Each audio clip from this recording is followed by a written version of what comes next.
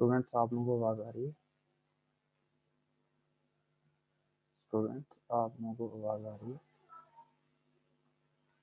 Kindly comment section में बता दें कि स्क्रीन और आवाज़ क्या आप लोगों को आ रही है या नहीं। अली अहमद, बेटा सब क्लियर है?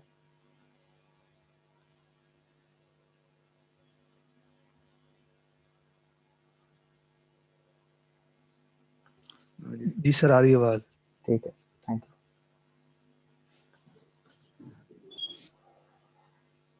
तो स्टूडेंट्स आज हम जो टॉपिक डिस्कस करने जा रहे हैं that is second part of hydrogen bonding, applications of hydrogen bonding हम डिस्कस कर रहे थे।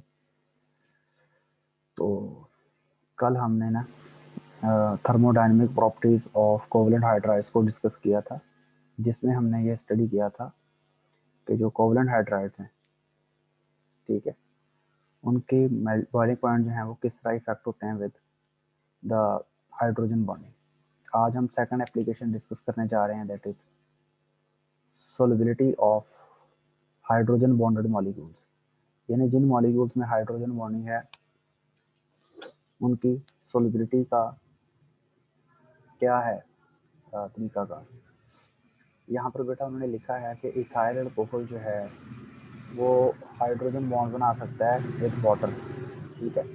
इसलिए ethyl alcohol can dissolve in water because both can form hydrogen bond with each other. मिसाल के तौर पर अगर हम वाटर का स्ट्रक्चर ड्रॉ करें, वाटर का स्ट्रक्चर कुछ ऐसे है कि ऑक्सीजन जो है उस पर पार्शियल नेगेटिव चार्ज है, दो इस पे लोन पेयर हैं, और हाइड्रोजन जो हैं वाटर के उन पे कौन सा चार्ज है, पार्शियल पॉजिटिव। ये हमारे पास है ethyl alcohol C2H5O and this is hydrogen. Ethyl alcohol में ऑक्सीजन पे अगेन दो लोन पेयर हैं और पार्शियल नेगेटिव चार्ज है, और हाइड्रोजन पे पार्शियल पॉजिटिव चार्ज है। अब इथाइल अल्कोहल की ये जो ऑक्सीजन का लोन पेयर है ये वाटर के पार्शियल पॉजिटिव हाइड्रोजन के साथ अट्रैक्शन कर लेता है, और इस तरह इथाइल अल्कोहल का पार्शियल पॉजिटिव हाइड्रोजन जो है वो वाटर की पार्शियल नेगेटिवली चार्ज ऑक्सीजन जो है उसके साथ हाइड्रोजन बॉन्ड फॉर्मेशन कर लेता है। इसका मतलब है कि इथाइल अल्कोहल और वाटर के मॉलिक्यूल आपस में एक दूसरे के साथ जो है हाइड्रोजन बॉन्डिंग कर लेते हैं। तो इसलिए इथाइल अल्कोहल जो है वो वाटर में क्या है, वो सॉल्युबल है, डिसॉल्व हो सकता है। फिर इस तरह लिखता है कि similarly the carboxylic acids also are soluble in water, कि जो कार्बोक्सिलिक एसिड्स हैं वो भी वाटर में सॉल्युबल है अगर कार्बोक्सिलिक एसिड का साइज जो है वो स्मॉल है। मिसाल के तौर पर अगर हम एसिटिक एसिड की बात करें, CH3C डबल बॉन्ड OH, ये हमारे पास एक एसिटिक एसिड का मॉलिक्यूल है। ये फॉर एग्जांपल हमारे पास किसका मॉलिक्यूल है, that is of water. Water में हाइड्रोजन पे पार्शियल पॉजिटिव चार्ज है, इथाइल अल्कोहल में जो ऑक्सीजन है इस पे पार्शियल नेगेटिव चार्ज है और लोन पेयर है। अब ये जो ऑक्सीजन का लोन पेयर है ये वाटर की हाइड्रोजन के साथ हाइड्रोजन बॉन्डिंग कर लेता है। इसलिए जो कार्बोक्सिलिक एसिड्स हैं ये वाटर में सॉल्युबल है। अगर इनका साइज स्मॉल का मतलब ये है कि अगर ये वाला जो अल्काइल ग्रुप है ये छोटा है। अल्काइल ग्रुप जो होता है ना बेसिकली ये होता है non polar.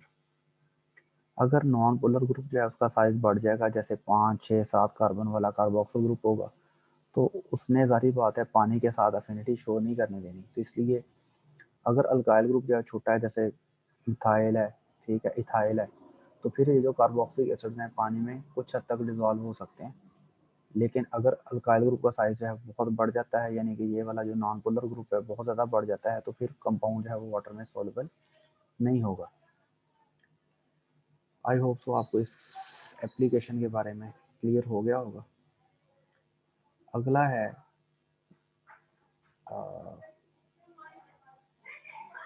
Structure of ice. Structure of ice जो है ये काफ़ी डिटेल वाला टॉपिक है, मैं तो इसको थोड़ा सा डिटेल से ही पढ़ाता हूँ। तो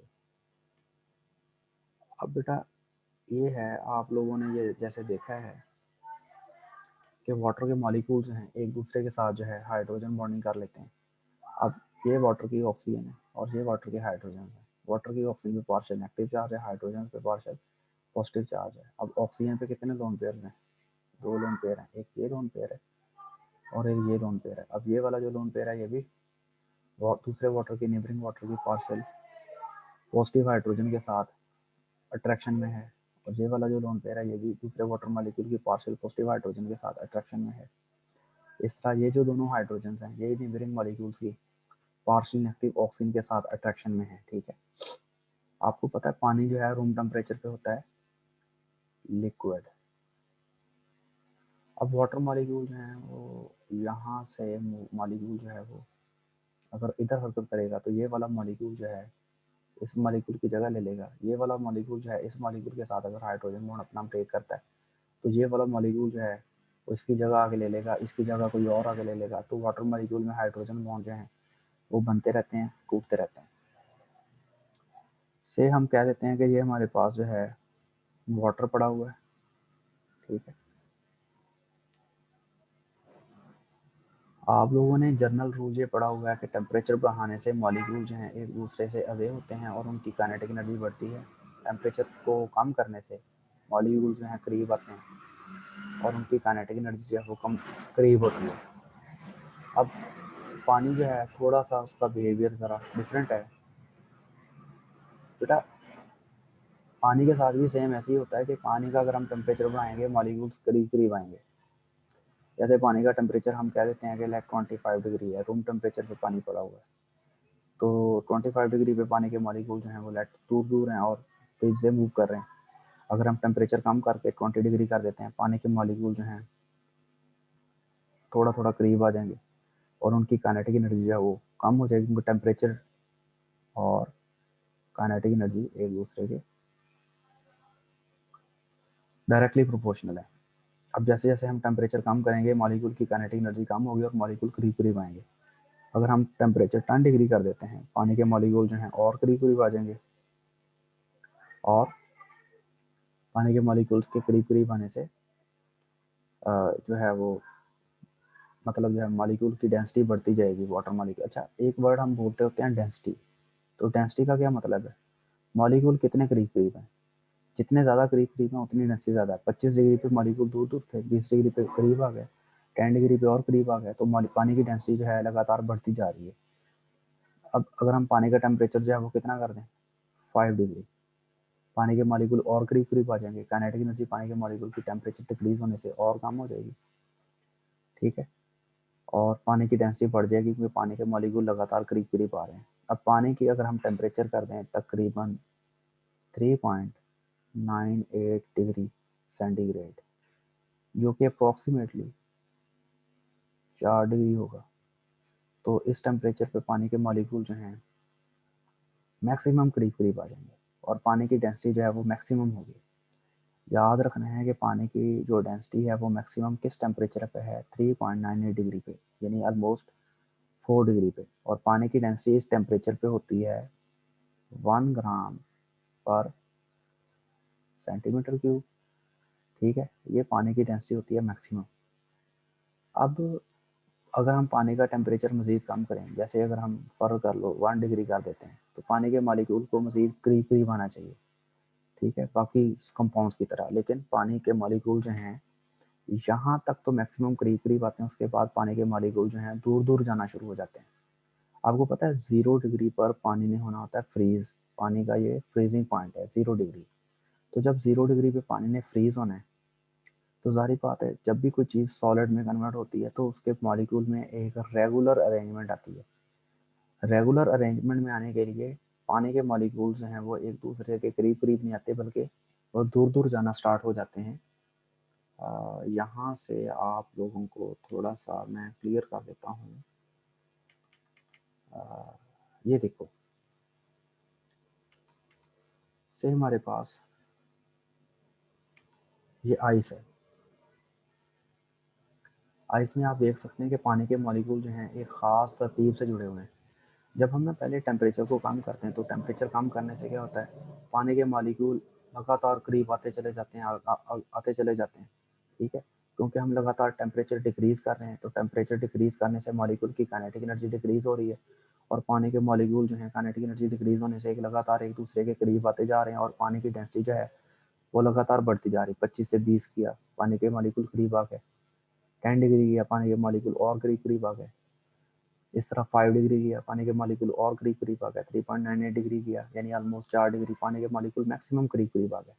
अब यहाँ पर पानी अभी तक लिक्विड है, यानी पानी के मॉलिक्यूल आपसे कह लेंगे अन्य वाई करीब करीब आते जा रहे हैं, बगैर किसी तरतीब के, बगैर किसी ऑर्डर अरेंजमेंट के।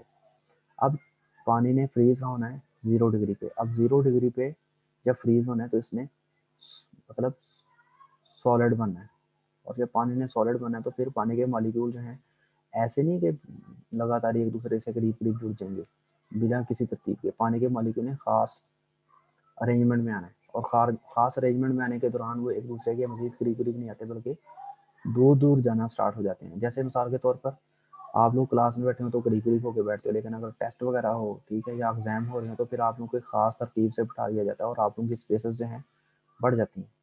तो सेम ऐसे ही होता है कि 4 डिग्री पर पानी के मॉलिक्यूल जो हैं ऐसे ही तरतीब तरतीब से होते हैं, मतलब तरतीब से नहीं, सॉरी, ऐसे ही पड़े होते हैं करीब करीब। लेकिन जब पानी को हम कितने टेम्परेचर तक ठंडा करते हैं, 0 डिग्री पर, यानी पानी को हम फ्रीज करते हैं। फ्रीज करने से पानी के मॉलिक्यूल जो हैं खास अरेंजमेंट में आ जाते हैं। मतलब ये देखें, ये हमारे पास मॉलिक्यूल है, ठीक है, इसके नेबरिंग में ये मॉलिक्यूल है, और इस तरह ये मॉलिक्यूल है, ये बिल्कुल एक ख़ास तरतीब से लगे हुए हैं। और ये जो हमारे पास अरेंजमेंट है ना, ये बिल्कुल डायमंड की तरह की अरेंजमेंट है। डायमंड में भी ऑलमोस्ट इसी तरह की अरेंजमेंट होती है। और जब पानी के मॉलिक्यूल फ्रीज होते हैं तो फिर वो जो है ना, उनके मॉलिक्यूल जो हैं करीब करीब आने के बजाय, मैंने बताया, दूर दूर जाना स्टार्ट हो जाते हैं। तो पानी की डेंसिटी जो है वो क्या हो जाती है, डिक्रीज हो जाती है। यानी 0 डिग्री पर पानी की डेंसिटी जो है वो क्या हो जाएगी, डिक्रीज हो जाएगी। ठीक है, तो अब थोड़ा सा इसको मज़ीद क्लियर कर लेते हैं कि इसको अप्लाई हमने कहाँ करना है।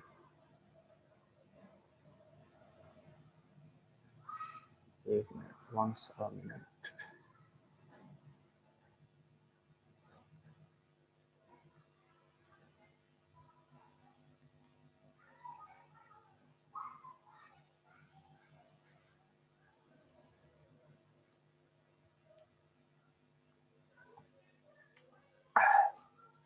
बेटा ऐसे है, लेट हम कह लेते हैं कि ये हमारे पास जो है कोई लेक है, कोई दरिया है, कोई झील है, यहाँ पर वाटर है, ठीक है, और से ये वाटर है, और ये हमारे पास सराउंडिंग है।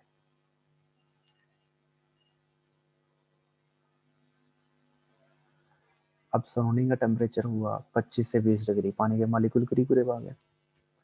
20 से 10 डिग्री हुआ, मॉलिक्यूल और करीब करीब आ गए। 5 डिग्री हुआ, पानी के मॉलिक्यूल और करीब करीब आ गए। कितने तक मैक्सिमम करीब करीब आए, ये आए तकरीबन 4 डिग्री पर मैक्सिमम करीब करीब आ गया। पानी की डेंसिटी हो गई 1 ग्राम पर सेंटीमीटर क्यूब।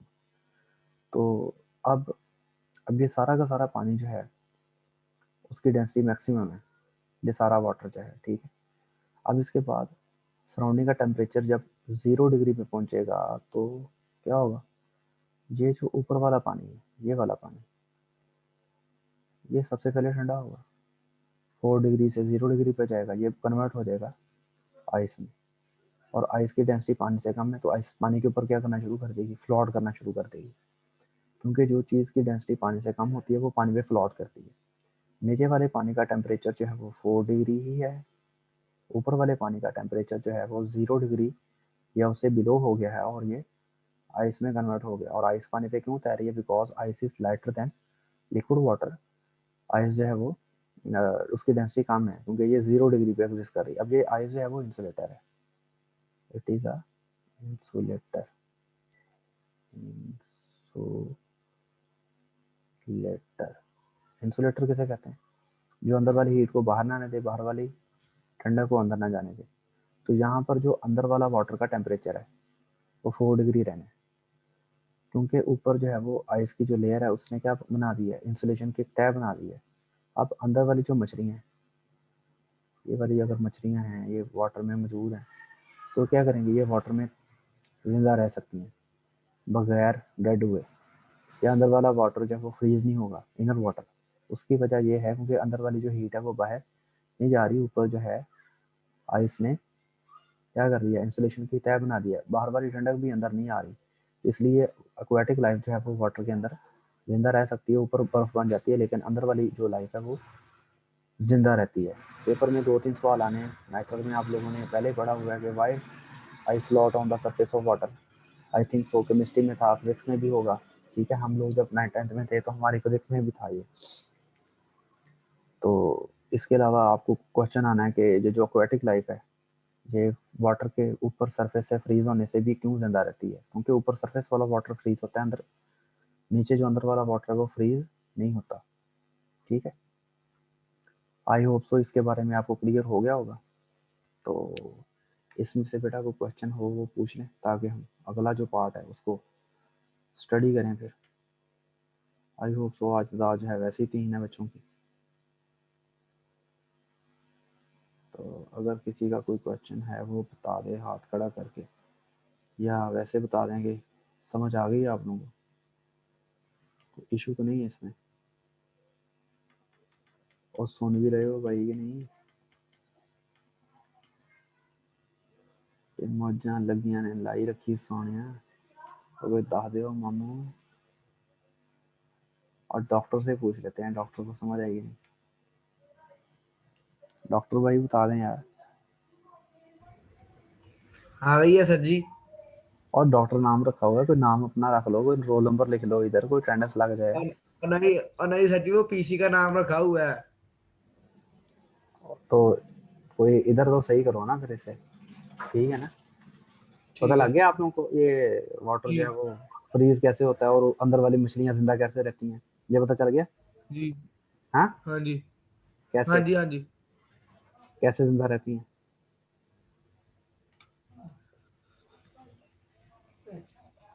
अल्लाह ताला की इसमें कौन सी कुदरत है।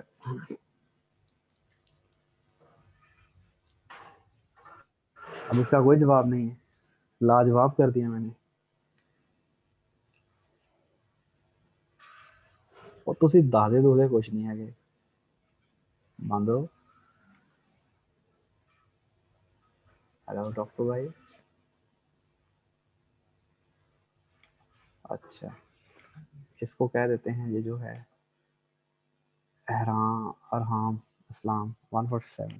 जी बेटा। पर बताऊं हाँ हाँ बोलो। सर। सर जब पानी का टेम्परेचर 0 डिग्री सेल्सियस पे जाता है, जो पानी के ऊपर, जो सबसे ऊपर पानी पानी होता है सर, वो फ्रीज कर जाता है, और फ्रीज करके वो इंसुलेटर की तय बना देता है, और हाँ वो ना अंदर वाली हीट को बाहर जाने देता है, ना बाहर वाली हीट को अंदर, या बाहर वाली ठंडक को अंदर आने देता है, इसलिए जो मछलियां इसके अंदर जिंदा रहती हैं। हाँ, और अंदर वाला वाटर जो है वो फ्रीज नहीं होता। नहीं करता। हाँ बिल्कुल सही है। उसका टेम्परेचर 4 डिग्री सेल्सियस रहता है। हाँ जी ऐसे ही है। ये आपको किससे पता चला। सर आपने बताया है। हाँ थैंक यू। ओके, आज ना ये वाला लेक्चर और कल वाला लेक्चर अपलोड हो जाएगा, ठीक है, आप लोगों को यूट्यूब पे भी आज ही कर दूंगा मैं। ओके बेटा, थैंक यू। अब बेटा इसके बाद अगला है, बहुत इंपॉर्टेंट है शॉर्ट क्वेश्चन में, cleaning action of soap and detergents. अब असल में ना जितने भी हमारी बॉडी कपड़ों पे जो दाग धब्बे लगते हैं, जैसे ग्रीस लग गई, इस तरह की चीज़ें, तो ये नॉन पोलर होती हैं। अब वाटर पोलर है। पानी जब हम डालते हैं कपड़ों पे ग्रीस वगैरह को रिमूव करने के लिए, ऑयल वगैरह को रिमूव करने के लिए, तो वाटर इनको रिमूव नहीं कर सकता, क्योंकि वाटर पोलर है और ग्रीस जो है वो या ऑयल वगैरह जो है वो नॉन पोलर है। तो अब होगा क्या, अब होगा ये कि हम सोप का इस्तेमाल करेंगे या डिटर्जेंट का। डिटर्जेंट होता है सर्फ, सोप को हम कहते हैं साबुन। असल में ना सोप या डिटर्जेंट के होते हैं 2 पार्ट, एक इसका होता है पोलर पार्ट और एक कौन सा पार्ट होता है सोप का या डिटर्जेंट का, नॉन पोलर पार्ट। अब फॉर एग्जांपल ये ग्रीस है, ये हमारे पास जो भी है ग्रीस है, ठीक है। तो ग्रीस जो है सोप का जो नॉन पोलर पार्ट है वो ग्रीस के साथ अफिनिटी में आ जाता है, क्योंकि ग्रीस भी क्या है, नॉन पोलर है। आपने पढ़ा हुआ है like dissolves like, polar polar को अपने अंदर हल करता है, नॉन पोलर नॉन पोलर। तो ग्रीस का जो जो ग्रीस नॉन पोलर है, साबुन का नॉन पोलर पार्ट उसके साथ अफिनिटी में आ जाएगा। अब जब हम पानी बहाएंगे, ठीक है, पानी बहेगा तो पानी जो है साबुन के कौन से पार्ट को अट्रैक्ट करेगा? पोलर पार्ट को। अब पानी जा रहा है, पानी पोलर है, साबुन का नॉन पोलर जो पोलर पार्ट है वो पानी के साथ खींचा चला जाएगा, ठीक है। साबुन के नॉन पोलर पोलर पार्ट जो है जो पानी के साथ खींचा चला जा रहा है उसके साथ ही पीछे नॉन पोलर पार्ट है, और नॉन पोलर पार्ट किसको खींच लेगा? ग्रीस को। यानी जब पानी बहेगा तो पानी के साथ साबुन का पोलर पार्ट, साबुन के पोलर पार्ट के साथ साबुन का या डिटर्जेंट का नॉन पोलर पार्ट, और नॉन पोलर पार्ट जो है वो किसको खींच लेगा? ग्रीस को। तो इस तरह ग्रीस जो है वो हमारे कपड़ों से या ऑयल वगैरह हमारे कपड़ों से साफ हो जाएगा। ये होती है लॉजिक साबुन को या डिटर्जेंट को इस्तेमाल करने में। ये शॉर्ट क्वेश्चन में बहुत इंपॉर्टेंट है जी भाई। और हाँ, इस्लाम ने कोई क्वेश्चन पूछना है जी बेटा। सर नॉन पोलर पार्ट पानी के साथ कैसे बहेगा? वो तो पोलर है। साबुन का जी सर। बेटा मैं बताया कि जो साबुन है ना उसके दो पार्ट्स हैं। वो तो पोलर, ठीक है, आपने बताया। मैं बताता हूँ, एक मिनट इधर देखना। ये साबुन का कौन सा पार्ट है? पोलर। और ये वाला कौन सा पार्ट है? Polar, non polar. Non polar. अब इसने किसको अट्रैक्ट करना है? इसने अट्रैक्ट कर लेना ग्रीस को, यस यानी सर। जो भी ग्रीस वगैरह, ठीक है, ऑयल वगैरह। ये इसके साथ अट्रैक्शन में आ गया, इसके साथ जुड़ गया ये साबुन का नॉन जो पोलर पार्ट है वो किसके साथ जुड़ा हुआ है? पोलर पार्ट से। नॉन पोलर का। Polar part is attracted with the attached with the non polar part, और इसके साथ अब यस जुड़ गई है ग्रीस। और यहाँ पोलर पार्ट को कौन अट्रैक्ट कर रहा है? वाटर। वाटर। अब वाटर बहेगा, वाटर साबुन के यस पोलर पार्ट को खींचेगा। साबुन के पोलर पार्ट के साथ ही साबुन का नॉन पोलर पार्ट भी है। जैसे खोता के सर। साथ रेडी होती है, इस तरह यस साबुन के सर। पोलर पार्ट के साथ नॉन पोलर पार्ट है, और नॉन पोलर पार्ट किसको खींच रहा है? ग्रीस को। यानी पानी ने इसको डायरेक्ट नहीं खींचा, पानी ने साबुन के थ्रू खींचा। अब समझ आ गई? Yes sir. क्लियर हो गया ना? Yes sir. चलो सही है, थैंक यू। अब इसके बाद जो है बेटा यहाँ पर लिखा हुआ है कि hydrogen bonding in biological molecules. अब बायोलॉजिकल मॉलिक्यूल्स जो हैं उनमें कौन कौन से मॉलिक्यूल्स आ जाते हैं? उसमें आ जाता है प्रोटीन आ जाती है, इसके अलावा प्रोटीन के अलावा आ जाता है डीएनए आ जाता है।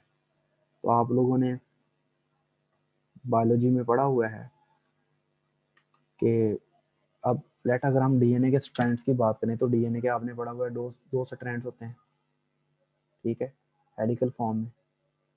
और डीएनए की जो एडेनिन है वो थायामीन से जुड़ी होती है विद 2 हाइड्रोजन बॉन्ड, और गवानीन जो है वो किसके साथ जुड़ी होती है? साइटोसिन के साथ। कितने हाइड्रोजन बॉन्ड होते हैं between guanine and cytosine? 3 hydrogen bond. यानी एडेनिन ने कंबाइन होना है, थायामीन से इधर 2 हाइड्रोजन बॉन्ड बनने हैं, गवानीन ने कंबाइन होना है साइटोसिन से तो 3 हाइड्रोजन बॉन्ड बने। इसका मतलब है कि डीएनए के दोनों स्ट्रैंड्स को होल्ड रखने में किसका रोल है? हाइड्रोजन बॉन्डिंग का। अगर हाइड्रोजन बॉन्डिंग ना रहे तो डीएनए के दोनों स्ट्रैंड जो हैं वो एक दूसरे से अलग हो जाए, यानी एक स्ट्रैंड ओ पे आई, दूसरा स्ट्रैंड ओ पे आई। अब ये हमारी जो फिर जेनेटिक कैरेक्टर्स हैं वो ट्रांसफर ना हो, ठीक है। फिर जो हमारा जो टोटल बॉडी प्रोसेस है वो सारा का सारा सीज हो जाए। सारी बात है, हमारी जितने भी हमारी बॉडी में रिएक्शंस हो रहे हैं तमाम की इंफॉर्मेशन, हमारी जितनी भी ग्रोथ हो रही है, जो भी हमारी बॉडी में मेटाबॉलिज्म हो रहा है, सारी की इंफॉर्मेशन जो है वो हमारे डीएनए की नाइट्रोजन बेसिस की सीक्वेंस में मौजूद है। और अगर डीएनए ही उसके दोनों स्ट्रैंड ही मतलब जो है अलग-अलग हो जाते हैं तो फिर अब वो अपना रोल नहीं प्ले कर पाएगा, ठीक है। तो डीएनए के दोनों स्ट्रैंड्स को होल्ड रखने में बेसिकली किसका रोल है? हाइड्रोजन बॉन्डिंग का, ठीक है। इस तरह बेटा आपने पढ़ा हुआ है प्रोटीन जो है उसमें पॉलीपेप्टाइड चेन जो है वो बिल्कुल सेटरेट नहीं होती बल्कि वैसे क्वाइल्ड हो जाती हैं। ये आपने पढ़ा हुआ है प्राइमरी स्ट्रक्चर। ये आपने बायोलॉजी के फर्स्ट ईयर बायोलॉजी में यूनिट नंबर 2 में स्ट्रक्चर ऑफ प्रोटीन में आपने पढ़ा होगा प्राइमरी स्ट्रक्चर। इसी तरह आपने पढ़ा होगा सेकेंडरी स्ट्रक्चर, फिर आपने पढ़ा होगा टर्शियरी और क्वाटरनरी स्ट्रक्चर। अब जो सेकेंडरी स्ट्रक्चर है इसमें आपने पढ़ा हुआ है कि जो पॉलीपेप्टाइड चेन है वो सीधी नहीं रहती बल्कि ऐसे वो क्या हो जाती है? क्वाइल्ड हो जाती है। अब इस तरह क्वाइल्ड कैसे हुई? मिसाल के तौर पर यहाँ जो अमीनो एसिड है उसकी नाइट्रोजन के साथ लगा हुआ हाइड्रोजन क्या कर रहा है, वो इसके नेबर में एक और अमीनो एसिड है, उसकी कार्बोनाइल ऑक्सीजन के साथ जो है वो अफिनिटी में है। मतलब ऐसे है ना, ये फॉर एग्जांपल कोआइल्ड है आपकी पॉलीपेप्टाइड चेन। अब यहाँ पर जो लगा हुआ NH ग्रुप है वो इधर करके जो कार्बोनाइल ग्रुप लगा हुआ है C डबल बॉन्ड O, अब ये वाला जो हाइड्रोजन है वो इस नेबरिंग अमीनो एसिड की कार्बोनाइल ऑक्सीजन के साथ अफिनिटी में है, इसलिए ये दोनों एक दूसरे के साथ जुड़े हुए हैं और ये कोआइल्ड स्ट्रक्चर जो है वो इंटैक्ट है। अगर ये हाइड्रोजन और ये वाली जो ऑक्सीजन है इनका हाइड्रोजन बॉन्ड ब्रेक हो जाए तो ये जो कोआइल्ड स्ट्रक्चर है, ये वाला कोआइल्ड स्ट्रक्चर ये मेंटेन ना रहे, ये इंटैक्ट ना रहे, बल्कि ये सटरेट हो जाए। और प्रोटीन जो है अगर आपको पता है कि उसका प्रॉपर स्ट्रक्चर ना हो तो अपना वो जो फंक्शन है वो परफॉर्म नहीं कर पाएगी। तो मतलब अब हमारी बॉडी में बेतहाशा प्रोटीन्स हैं, जैसे कि उन्होंने लिखा हुआ है सिल्क है, मसल्स हैं, हमारे हमारे हेयर्स हैं, हमारे नेल्स हैं, हमारे एंजाइम्स हैं, वो सारी की सारी प्रोटीन से बने हुए हैं। अब जब वो प्रोटीन्स हैं उनका स्ट्रक्चर डैमेज हो जाएगा, उनका कोआइल्ड स्ट्रक्चर जो है वो डैमेज हो जाएगा, तो जाहिर बात है फिर वो अपना फंक्शन परफॉर्म नहीं कर पाएंगी। तो इसका मतलब है हाइड्रोजन बॉन्डिंग हमारे बायोलॉजिकल मॉलिक्यूल्स के अंदर बड़ा इंपॉर्टेंट रोल प्ले करती है, लाइक प्रोटीन्स एंड DNA। और इसके अलावा बेटा लास्ट एप्लीकेशन है इसकी, that is once a minute, hydrogen bonding in paints dyes and textile materials. अब आप लोगों को पता है पेंट को हम कहते हैं उर्दू में रंग, डाइज हैं ये भी कलर कंपाउंड्स हैं, और टेक्सटाइल मटेरियल में हमारे कपड़े वगैरह आ जाते हैं। अब आपको पता है हमारे कपड़ों वगैरह के साथ जो है डाइज या जो मॉलिक्यूल्स हैं वो किस तरह चिपक जाते हैं। असल में ना ये जो डाइज के मॉलिक्यूल्स हैं, ये जो हमारे टेक्सटाइल मटेरियल है यानी हमारे क्लॉथ वगैरह, क्योंकि क्लॉथ वगैरह हमारे किससे बने होते हैं, हमारे बने होते हैं कॉटन के। और कॉटन में क्या होती है, कॉटन में होती है सेलुलोज, ठीक है। तो अब जो डाइज के मॉलिक्यूल्स हैं, ये जो पेंट्स वगैरह के मॉलिक्यूल्स हैं, इनका होता है एडहेसिव एक्शन। एडहेसिव का मतलब होता है चिपकने का एक्शन। ये बेसिकली ना जो डाइज वगैरह के मॉलिक्यूल्स हैं ये सेलुलोज वगैरह के साथ चिपक जाते हैं वाया हाइड्रोजन बॉन्डिंग, ठीक है। तो क्योंकि अब ये डाइस के मॉलिक्यूल जो हैं वो कपड़ों वगैरह के साथ, कपड़ों के मॉलिक्यूल के साथ, फाइबर के साथ जो है वो हाइड्रोजन बॉन्डिंग कर लेते हैं, इसलिए इसके साथ जुड़ जाते हैं और फिर हमारे कपड़ों को कलर मिल जाता है।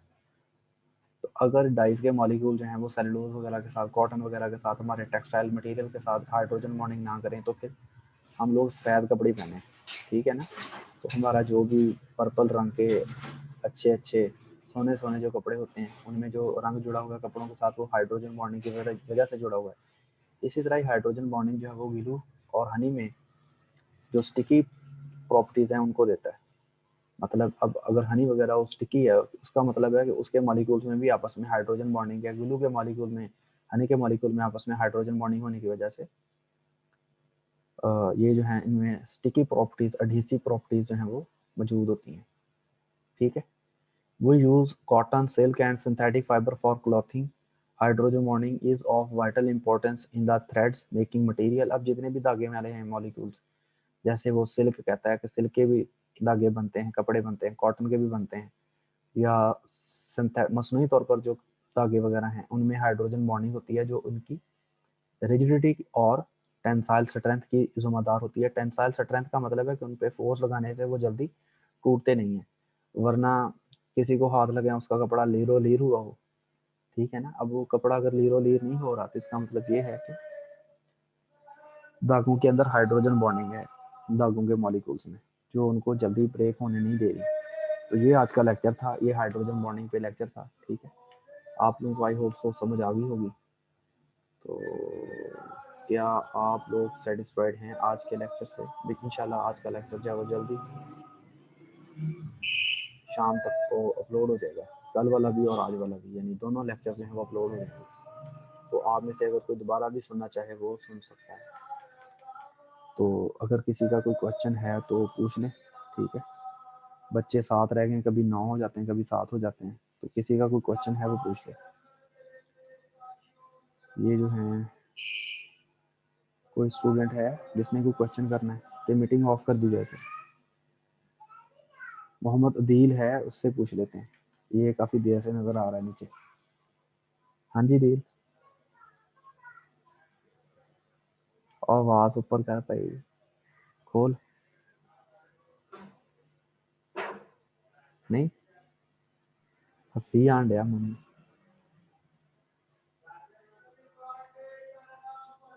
नहीं जनाब, चलो फिर थैंक यू फिर आप लोगों का। अस्सलाम।